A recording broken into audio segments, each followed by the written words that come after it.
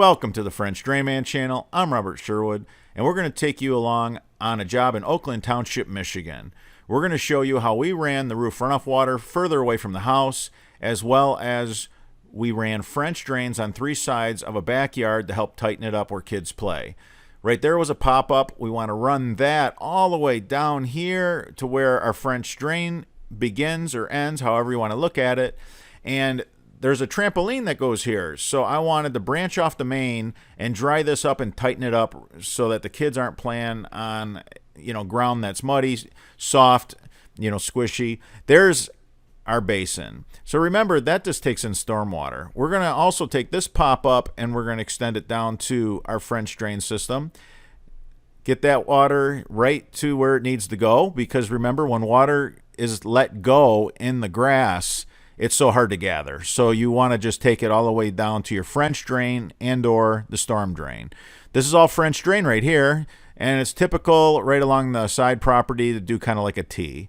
The homeowner planted a couple of trees, and it was all clay and cobble rock, and we actually just hauled that away for them. So this is literally the worst ground we work. Oakland Township and probably Oxford, Michigan are the 2 worst ground as far as actual clay, big cobble rock mix. It doesn't get any worse than that. So here's an aerial so you guys can see what we got going on here. You can see we built a plywood road off the driveway, and we have a French drain across the back with all those feeder pipes where the trampoline goes. And you can see that the French drain winds in a low swale. The swale itself has that meander. That's why we have like a serpentine-looking French drain back there. So we're going to tighten this yard up, and we're going to dry it up really, really nice so the kids can play. The homeowner loves to have a beautiful, beautiful, lush lawn. And in order to have a really green, beautiful, lush lawn, especially in 90-degree temps, here we are in summer and it's super, super hot, you do have to water frequently. So your yard better be set up to drain properly so that these swales aren't just complete mud and a mess for your pets and your children. So I'm going to show you guys how to go about that so that you can just run your sprinklers during July, August, these drought months, the hottest times of the year. We're going to show you how to tighten that yard up, how to move the excess water from your watering, as well as storm water. This is going to serve the homeowner well through spring and fall during the wettest times of the year. Right there, that's a downspout pipe, not a French drain pipe. That's a downspout pipe that they're pulling, and they're getting it into the trench of the French drain. So that's our new high-octane, heavy-duty, so we call it our high-octane HD solid. We're going to run that. Just put a pop-up over all the stone that we're going to put in there. We're not going to tie it into our French drain. We never tie it into our French drain pipe directly because it'll fill it full of shingle, gravel, leaves, and debris, and it'll just build up with organic material and be a problem. So let's get you on the ground now that you are familiar with the job site and how it looks. I want to teach the DIY for their own projects, as well as the contractor who's going to do many. Matter of fact, he's basically trying to perfect his craft. And whether you're a contractor or a DIYer, this rule stands true. You want to be very organized from A to Z. The whole project goes better and it's more economical, which is very important if you're a business owner and you're offering this service.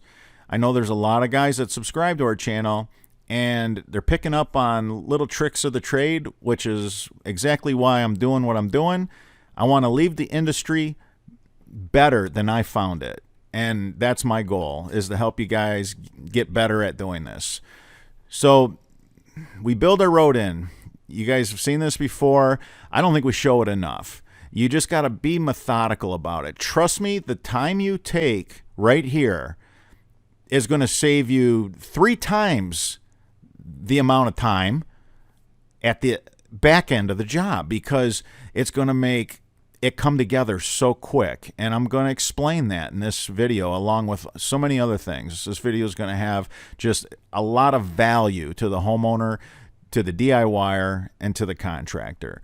So they are talking about, hey, we got to cut the sod off the system. We got to lay the plywood to where it makes sense. You only want to move the plywood once because, you know, it is labor. You are working to, you know, move these pieces of plywood, and you want to put them exactly where the ditch witch will go.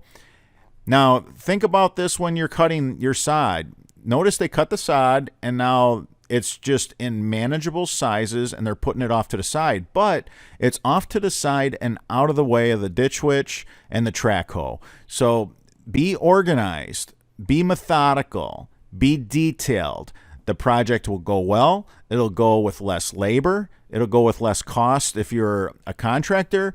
And if you're a homeowner, a DIYer, I promise you, your job will be easier. It'll be smooth from A to Z. You'll enjoy it, and it'll be one less trip to the chiropractor. Because if you do it this way, it's real easy. It's real easy to not follow these steps and kind of end up painting yourself into a corner and creating like twice as much work for yourself, is what I'm trying to say.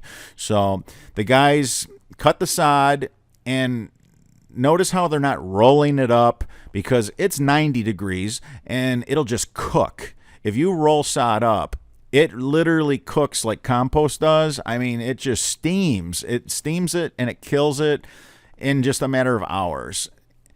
Not to mention, it's just easier to handle when it's in manageable pieces. So as you can tell, everybody knows their job on this crew. They know it well. You know, have one guy cutting the sod. One guy's going ahead and he's chopping the sod in manageable pieces. We got a third guy who's picking it up, putting it aside. And they're not going to have to move that sod 2 or 3 or 4 times. That's what's beautiful about it. It'll stay right there off to the side until it's time to put it on top of the burrito wrap. So think about that. You're not handling the plywood but once. You're not handling the sod but once. I mean, that's key. If I learned anything in 35 years of excavation, urban and suburban and rural, you only want to handle dirt. You only want to handle turf grass. Whatever it is, you only want to handle it one time. The more times you handle anything, the more money you lose and the more time it's going to take for you to get out of that job. So keep that in mind. That's why we put the clay with the cobblestone. This is terrible ground here in Oakland Township, Michigan. Oakland Township, Michigan is a high-rent district. It's beautiful. So, I mean, don't confuse the fact that they have some of the worst ground we work, clay cobblestone mix. I mean, it's just absolutely beautiful there. You know, deer are running through the backyard and everything. It's kind of it's a neat place. And we absolutely love it. It really is an honor to work for the residents of Oakland Township, Michigan. That's for sure. So we're cutting the sod right now so that we could extend the length of that pop-up for the roof runoff water and get it all the way down to our French drain system. And we're going to dig that out with our track hoe. We will. We're not going to use a trencher. We want to make sure that we have it deep enough to where it's not too shallow. And honestly, when you're digging in ground like this, the track hoe is your best bet. So I know a lot of guys use trenchers, and then, you know, you leave the homeowner's yard a mess. They have to, you know, call in their landscaper to, you know, sod it. And the whole thing is sad. A trencher buzzes through all the sprinkler lines, so it makes a bigger mess of the sprinkler lines, easier to miss sprinkler lines, and now you got to call your sprinkler company. The homeowner a lot of times is left with a lot of extra costs when they hire these guys that just use a trencher and they buzz through everything, because they got to bring in their sprinkler company afterwards to do all these repairs, these very costly repairs. So when we're digging with our track hoe, we actually can see the line. You know, you've seen our videos before if you subscribe to this channel. We have a spotter in the trench. And when he sees a sprinkler line, he cuts it and says, okay, keep moving. So now we know where it's at. We pull it back, we mark it, and we repair it once we get our French drain system in. So I just wanted to be thorough on how to lay out your job. Be methodical about where you put your plywood. Be methodical about what side the plywood is of your trench. Think about that, because you got to lay your sod somewhere. So you want to be able to lay your sod out of the way. And yeah, so that took some time. You know, the setup. Always staging a job is going to be time consuming, but if you do it right, you're going to save a crazy amount of time afterwards on the back end of any installation. So we're putting this clay mixed with cobble on plywood. That's going to go back in because this is only a solid pipe. This is not a perforated pipe with stone. This is not part of the French drain system. This is a part of the roof runoff system. So they're going to put dirt to make it easy just to slide the dirt with the track hoe off the plywood over top of the solid pipe with no perforations and no stone. So that's what the guys are doing. So look at that. The track hoe is on the plywood so we don't damage the turf grass, and then the track hoe is putting the dirt right on that plywood for easy cleanup. Again, saving time. You don't want to be handling this dirt more than once. I mean, yes, you lift it up, you put it right close to where you're going to need it, which is right back in that trench. So, and we'll show more of that later, of course, but very methodical. And the spotter, he's looking for sprinkler lines, anything else. We had a dog fence on this boundary line that we had to deal with, and we usually just cut those, pull them out of the way, and then when we're done, we put them back together. It's pretty simple. Everything is just adult Legos to us. I mean, wire, plastic, poly, sprinkler lines, all that. It's not a big deal. But I'll tell you what is a big deal. If you hook it with a track hoe and you pull on that sprinkler pipe, it'll come off a fitting from 40 feet away. I've seen it. I've done it. And it's a nightmare to figure out where the heck it came from. So that's why it's so important to spot those sprinkler lines in the trench, so you can go ahead and just cut them with a shovel or cut them with a knife if you carry a box knife, or pruners works too. If we're in a yard with a lot of roots, we'll use pruners. So that swing set right there to the right, you can see the wood timbers and everything. I want to talk about that while we're right here in this corner and you could see it. So you have a neighbor who put these timbers around his swing set and then put the bark mulch in. That's for safety for the children and to keep it from being muddy. But I'll tell you what, here's that corner that they were working in. So now we got some drone footage for you. That play area that's elevated, after a big heavy rain, it will just slowly lose all that water. It's going to soak up water like a sponge. And the corner of the lot that we're working on, it's going to end up always being wet. And homeowners are like, why is this always wet? Well, this higher elevation over here of all this bark mulch and material, it's saturated and it's holding water. And it loses water not in hours, but it takes days and days and days for that play area to dry out. So I see that all the time, whether it's elevated patios, elevated play areas, elevated landscape beds.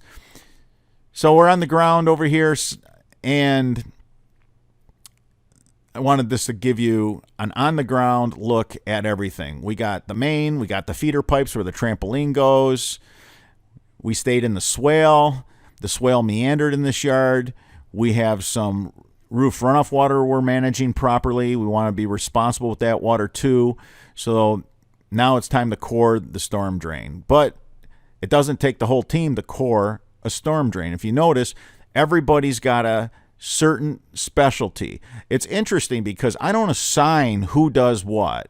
The crew figures that out. After you've been working together for some time, contractors know this. You put a good group of men together, and you don't have to tell them what to do. They will figure out who's best at what. There won't be an argument. There won't be any fighting. It'll be simple.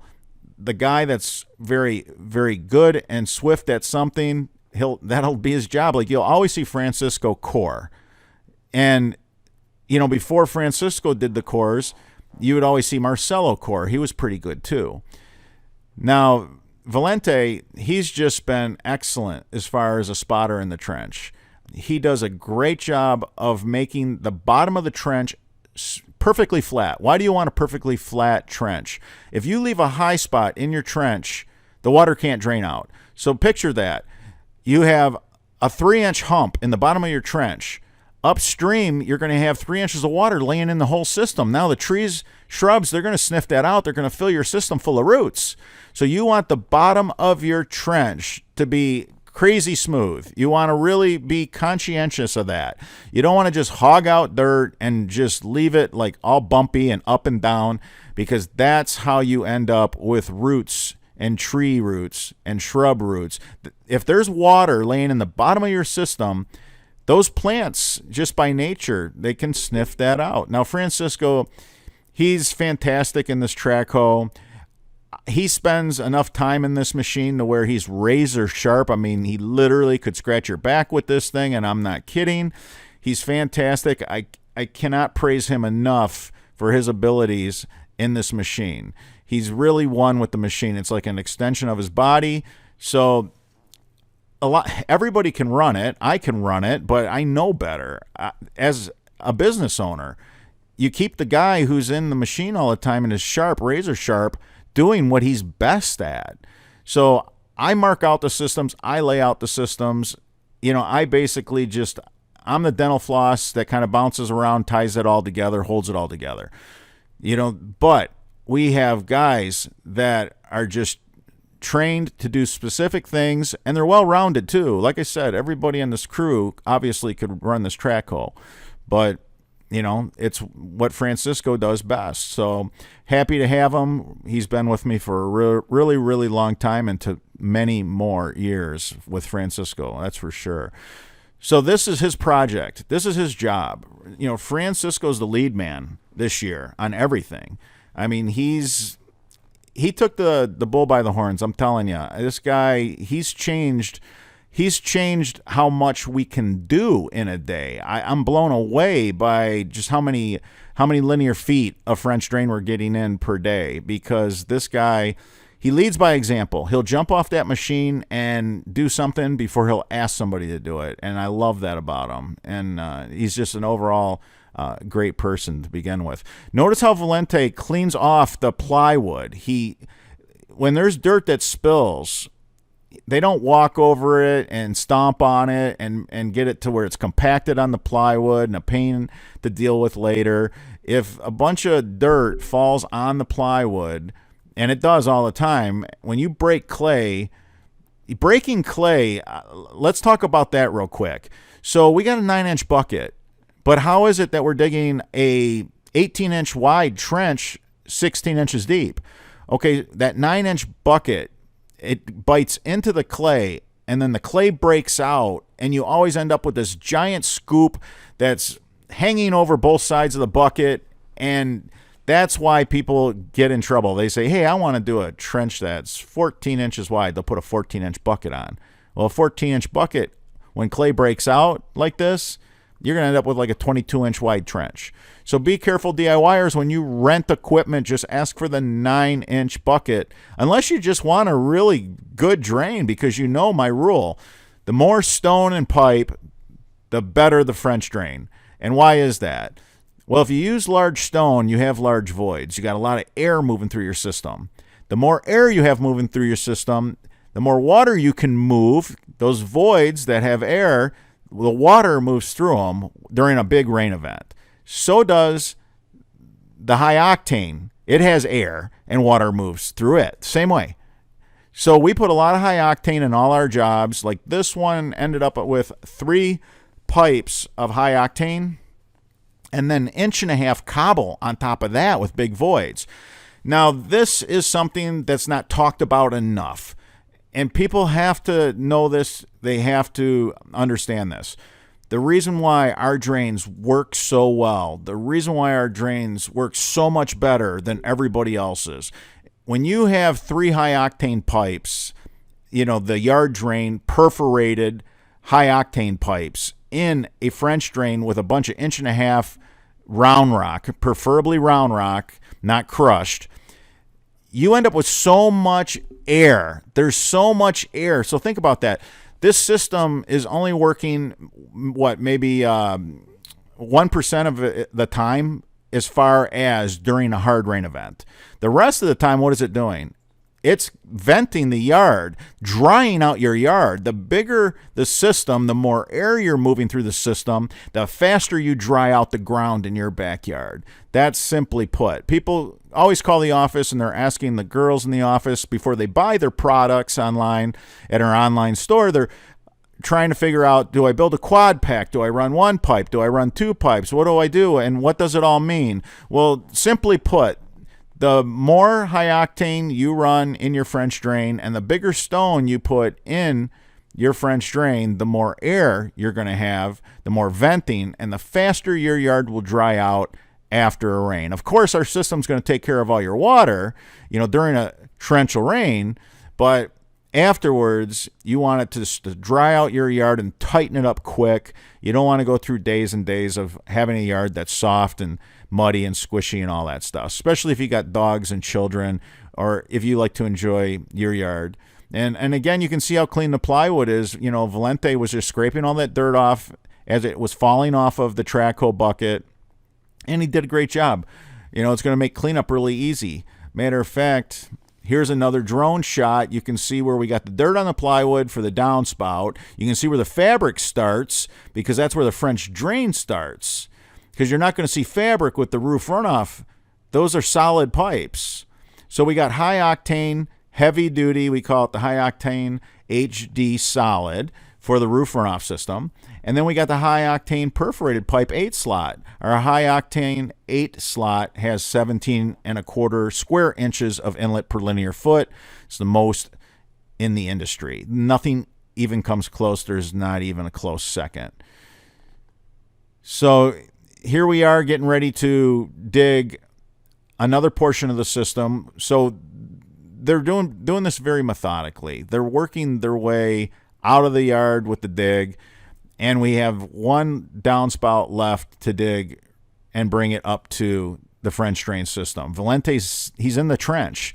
That line, that serpentine line in the valley of this backyard, the swale, it's dug out. It's all the dirt is hauled off site. None of it goes back in. Not a single, shovel full. We will take a blower. We'll use a leaf blower to blow off the plywood, before we put the fabric in.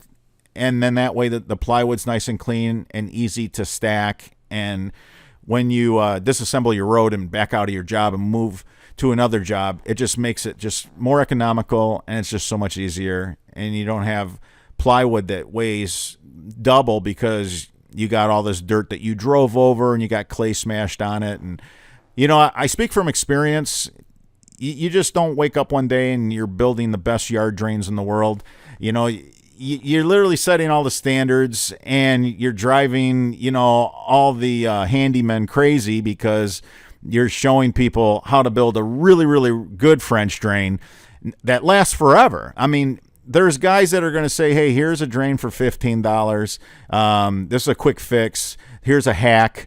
I mean, well, the keywords there, hack, life hack, drain hack, $15 fix, and they don't last. I mean, water problems are not something that you want to just put a temporary fix on. Water problems are something that you want to take care of. You want to manage your roof runoff water. You want to manage your yard water. You want to do it responsibly, so that you never have to live a flooded basement or a mold or mildew problem. That's going to probably be an issue to a member of the family's respiratory system, because over half the people in the United States are allergic to mold and mildew. And remember, when you open up your windows on that beautiful, summer day, that fresh air, if you don't take care of your water problems, it's not so fresh. You have mold and mildew spores that come into your home, and then when your eyes are puffy and watery and your nose is runny, what does everybody say? Oh, these spring pollen, these spring allergies. That's what they call them. The pollen. They blame the pollen, or dust, or many other things. And what we're finding out is it's mold and mildew. Over half the people in the United States are allergic to mold and mildew, and it's It's not healthy for us. We now know that. That's why there's companies that come in, and if we were there and we saw that there was mold and mildew on a structure, we would notify the client, say, bring in a company that mediates mold and mildew and clean this up and get it out of here, so that it's not a health concern to your family. So be vigilant. And obviously, if you're managing your roof runoff water and you're managing your backyard water, you're not going to have those problems because your basement is not going to be as musty. My clients tell me all the time, I always thought Michigan basements were just musty until we had a system put in by you guys.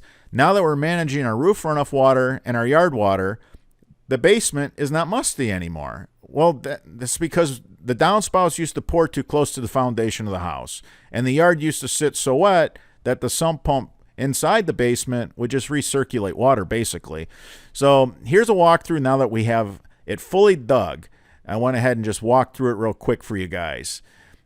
Again, the dirt that's on the plywood, that's because that's a solid pipe. That's just for roof runoff. There's not going to be fabric or stone there. We're going to put that dirt right back over the solid HD, our high octane, heavy duty yard drain pipe. So we're going to finish putting the fabric in. You can see how we got the main across the backyard. These L-shaped French drains, they're very common. You go across the back, and then you got to usually go 20 feet as you go up. The grade increases as you go towards the house. It's pretty wet back there the first 15, 20 feet, so most of my systems usually have like an L shape. And then the reason why I did 3 additional feeders into this main was because there's going to be a trampoline there. That's where they put the trampoline. And it's always so wet because the neighbor's swing set, remember, right there where you see those wood timbers and the wood bark in your lower left-hand corner, that is an elevated play area that the neighbor put in. So not only is it in the swale, so it's compromising drainage, period, but it's going to catch all that water, absorb it like a sponge, and then slowly it's going to always have water running out of it. Look at all the high octane we have in there. We got all that perforated, high octane, 8-slot. This system's going to rip, man. This system's going to rip. Not only is it going to move water, storm water in the cases of a big rain event, but it's going to have such great circulation. It's going to dry this yard out after watering it. You want to keep a nice green, lush lawn in the 90-degree heat? No problem. Run those sprinklers hard because afterwards there's going to be so much air moving through this system. It's just going to tighten that yard up. It's going to keep it from getting soft and muddy. So they're working their way out of this job, as you can see. I mean, very methodically. You can see the dirt is no longer on that plywood either. They went ahead and pushed the dirt in with the track hoe, and the little bit of excess that's there, they'll scoop it up right now. The pipe does take up some volume in that trench, so there'll be a little dirt. That's not much. A few wheelbarrows that they'll haul away. And they're getting really, really close to buttoning this up. Before you know it, they're going to have all the fabric pinned, cut, and all you got to do is lay the sod right back over it. Now, we do have a special sod cutter, and if you are a regular subscriber that sees a lot of our videos, you know that it does cut really, really thick. And the reason why we do that is we want to get a few inches of soil with that turf grass so that it can grow just fine over top of the fabric. Now remember, the roots are going to grow through this fabric because we have it punched twice. It's a double punch fabric, and it doesn't work its best until the roots grow through it because then the water follows the roots of the grass plant right into the stone. Okay, so everybody always wants to know, what did that job run you? What did that job cost the client? What did you charge? This is a $6,500 install. It's a job that we got done in a day. We would have done this and a smaller job had it not been, in the 90s. I don't want to work my crew in heat like that and push them hard because it's early in the season still. We're only halfway through, a lot of season left. But I want to take you guys on a walkthrough, and I want to show you guys like this job, after we took the blower and fluffed up the grass. And we really do. I mean, we try to leave like zero. There he is. He was fluffing up the grass with that blower. Okay, so remember, we had the driveway. We drove up the driveway and we started building our plywood road. We had a drain in the meandering swale, and we really put in a lot of pipe over by that swing set in the far right corner, because it's the whole problem that corner was just so bad to begin with, and a trampoline goes there. But let's do a walkthrough.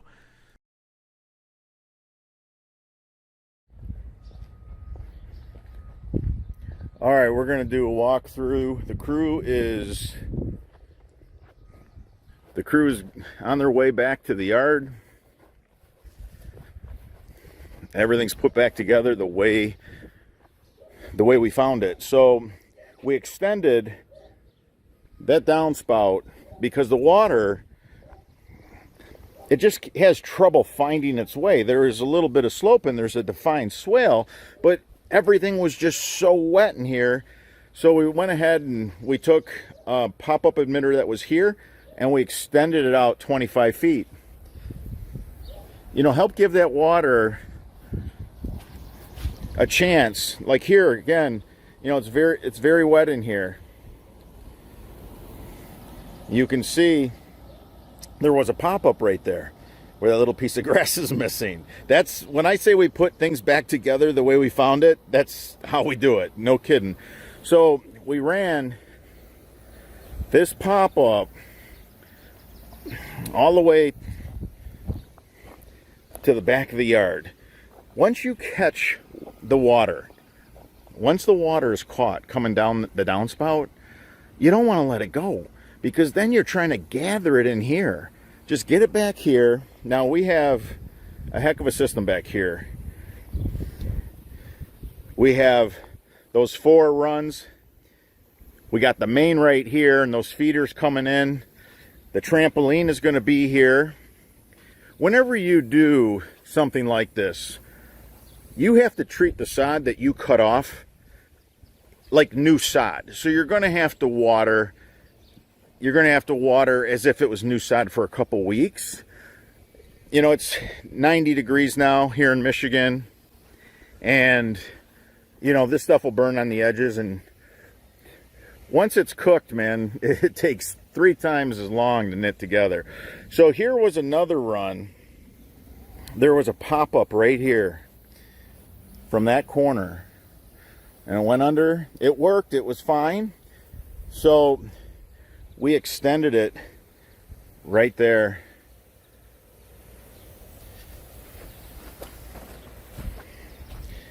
And we have our French drain under it. It's not tied into our French drain. You guys, if you subscribe, if you're a regular subscriber and watch all our stuff, you know we never tie a downspout into a French drain pipe, because it'll fill full of shingle, gravel, leaves, and debris, organic material, eventually one day to plug the pipe. So we just set them on top. So we did a French drain across the backyard with some feeders. We stayed right in the low point. That's the collection area. That's how you're going to dry a yard out. Water always finds the lowest point. Now, on the property line here, we did a T, and then yeah, there's a pop-up right up here, and the water just flows right into our French drain. So this is the after. This is not the before. This is the after. Full service. We don't come in and tear up your sprinkler system, tear up your sod, leave your yard where you have to seed, call in your landscaper. We're full service. It takes a lot to pull off a job like this.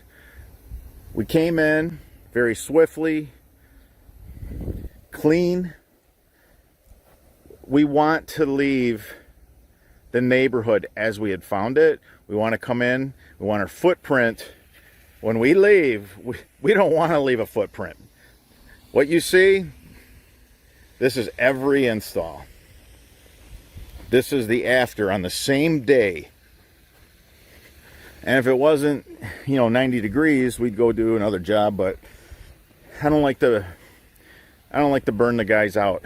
We still got a lot of season left. Here we are going into July, and we still got a lot of season left. So no reason to start pushing like that. I'll wait till the cooler weather to start pushing hard again. But that's it, man. I want to thank Oakland Township, Michigan for having us again. And we always look forward to working in Oakland Township, Michigan. All right, guys. Until the next video. And if you like these whole installation videos, start to finish, give me a thumbs up. Give this video a thumbs up, and all of them like it, and I'll keep making them.